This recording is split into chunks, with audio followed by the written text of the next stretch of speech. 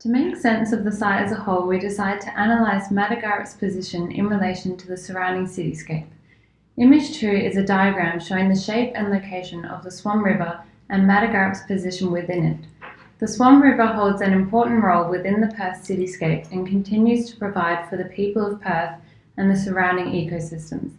Madagarup's location within the river is of significance because it lies at the crossing point between North and South Perth. Image 4 shows the natural elements of the site. Image 5 shows the development of roads. It also shows the modern crossing point, the causeway. Image 6 shows the urbanisation of the surrounding area. The island can be divided up into 3 zones. We noticed there were 2 barriers that separate the island into these zones. The causeway cuts the island into half physically, creating a barrier between the east side and the west side. Within the west side, there is a fence that must be passed through. This, once again, breaks up the west side of the island. This threshold feels like a transitional space which brings a sense of unease. Here we have a comparison of the original Matagarup Island and what we see today. Prior to European arrival, the Swan River was comprised of several smaller islands surrounded by mudflats. These mudflats were known to Aboriginal people as Matagarup, meaning knee-deep in Noongar.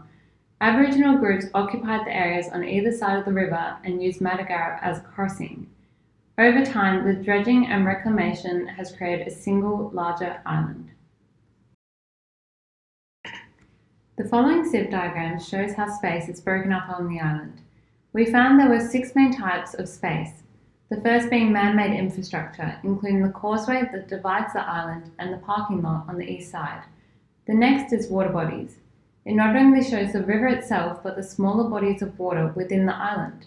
These smaller bodies of water also contain islands, an island within an island. The next is vegetation.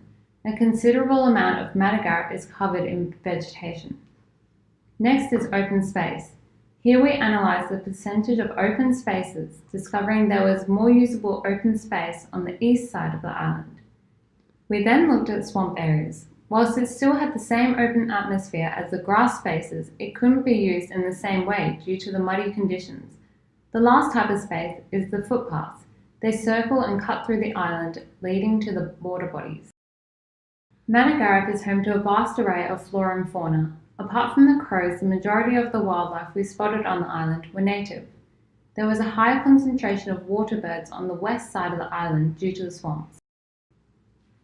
This simplified diagram shows the density of birds in certain areas.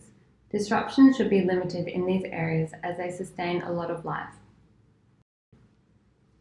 This diagram shows areas of high vegetation. It blocks city views and creates a sense of enclosure.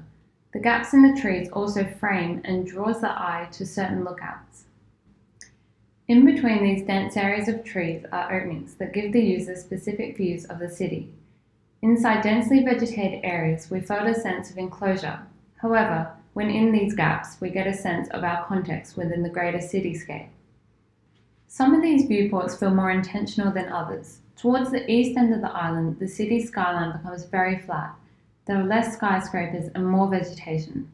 When walking down the path from the east to the west side, the user gets alternating experiences, from enclosed and intimate to the view of Perth City skyscrapers. There is a gap in the trees, creating a perfect window for Yagan to look out towards the Bell Tower and Kings Park. There is a gap in the trees that allows Yagan to look out onto the Perth Bell Tower and the War Memorial in Kings Park. We found this aspect important to note because the memorial that commemorates White Australia's war heroes is situated on the highest and most important part of Perth.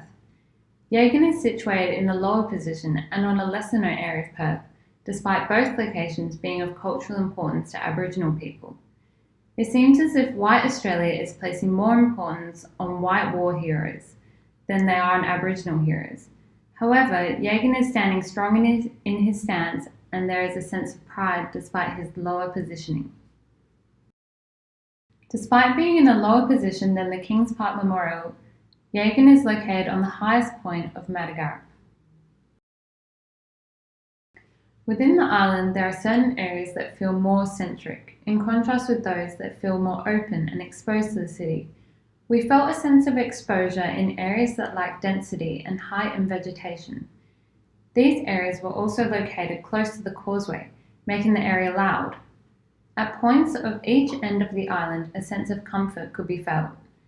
This was due to the feeling of being enclosed by the trees and being at the furthest most point from the causeway. It was quieter and you could hear more birds. It is important to note that the zone on the east side of the island overlaps with one of the original islands of Matagarup. This soundscape is taken on the east side of the island. Being further away from the causeway, there is less traffic to be heard.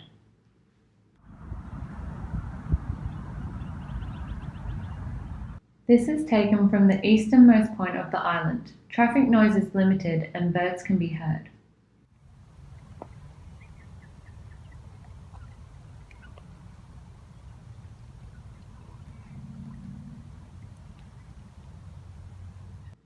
The next clipping was taken from below the underpass. The atmosphere was eerie and felt very unnatural.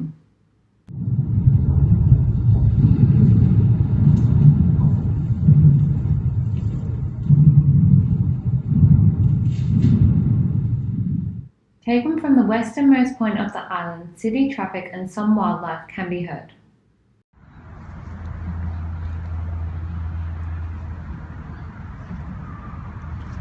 This diagram shows some of the routes taken during historic events and where they crossed paths.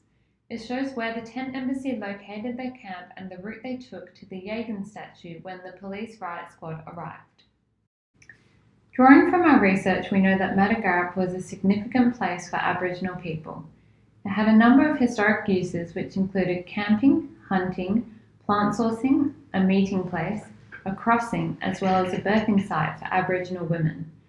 A few of these uses are still practiced today, although in different contexts. Camping. As we saw, the tent embassy camped on the island. There are also homeless people who still use Matagarup as a means of shelter. Hunting. Although not hunting in a traditional sense or using fish traps like the old people, hunting can still be seen in the form of modern fishing. We saw several people fishing between the causeway and the kangaroo sanctuary in and around the underpass. A meeting place. The island has many communal facilities that make it a popular meeting place. There are bench seats scattered around the island for people to meet and talk to one another. A crossing. For most of the public, Matagarup goes unnoticed and is only seen as a crossing point. The causeway connects the south and the north of Perth and follows half of Fanny Bulwark's songline. The diagram shows Fanny Bulwark's songline that she continued to follow despite the urbanisation of Perth. The part highlighted in red overlaps with the causeway and is in an original crossing point. A birthing site. Matagarup was seen as a very spiritual and safe place, and a lot of Aboriginal women came here to give birth. In fact, Fanny Bulwark was born here. Although not used as a birthing site any longer, it is still home to a large ecosystem. We saw a small group of eggs on the west side of the island, showing us that the island is still creating life.